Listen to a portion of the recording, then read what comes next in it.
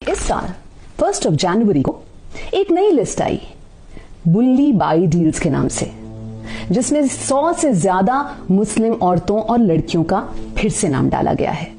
फिर से उनकी तस्वीरें अपलोड की गई हैं, फिर से उनका ऑक्शन करने की पूरी कोशिश की गई।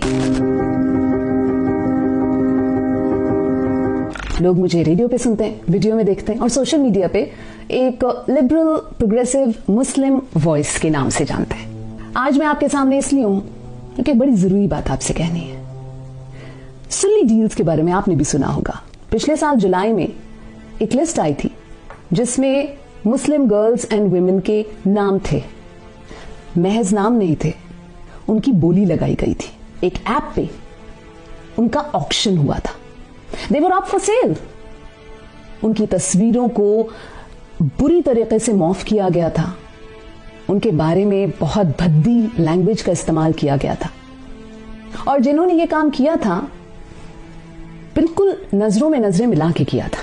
इस साल 1 जनवरी को एक नई लिस्ट आई बुल्ली बाई डील्स के नाम से, जिसमें 100 से ज्यादा मुस्लिम औरतों और लड़कियों का फिर से नाम डाला गया है। फिर से उनकी तस्वीरें अपलोड की गई हैं, फिर से उनका ऑक्शन करने की पूरी कोशिश की गई। ये क्यों हुआ कि जुलाई में जिन गुंडों ने, क्रिमिनल्स ने ये जुर्रत की, उनको पकड़ा नहीं गया। सवाल यह है कि हम समझते हैं सुल्ली का मतलब क्या है। ये जो टर्म है Sulli, it is a derogatory slang word used for Muslim girls and women by right wingers।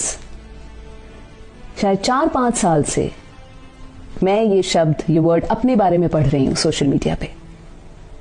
4-5 साल पहले मैंने ये पहली बार सुना था, मुझे भी नहीं पता था इसका मतलब। और देखिए इन 4 सालों के बाद क्या हुआ। Organised attempt to silence these voices. सवाल यह है कि बुल्ली बाई डील्स की लिस्ट में जिन लड़कियों का, जिन मुस्लिम वुमेन का नाम है, वो कौन है? क्या वो महज नाम है? एक लेवल पे वो महज नाम भी है क्योंकि वो सिर्फ और सिर्फ मुस्लिम गर्ल्स और वुमेन है। लेकिन वो महज नाम नहीं है, वो आजाद आवाजें हैं। वो सवाल हैं जो इस माशरे, इस सोसाइटी, समाज के लिए बड़े कड़वे सवाल हैं। वो आवाजें हैं जिन्होंने हमेशा सच्चाई का, हमेशा हक का साथ दिया है, जिन्होंने अपने लिए और बाकियों के लिए आवाजें उठाई हैं, जिनमें वो हिम्मत है कि वो गलत को गलत कह सकें और सही को सही कह सकें। और इसलिए उस लिस्ट में टीनेजर गर्ल्स का नाम भी है और नजीब की मां का नाम भी है और मेरा नाम भी है। लोग मुझसे पूछते हैं तुम्हारा नाम क्यों है? आपको पता है मेरा नाम क्यों है? जिंदगी में आगे बढ़ने के लिए कुछ बॉक्सेस को टिक करना होता है। मैंने उन बॉक्सेस को टिक किया हुआ है, इसलिए मेरा नाम है। बॉक्स नंबर 1 कि मैं एक औरत हूं। बॉक्स नंबर 2 कि मैं एक मुस्लिम हूं।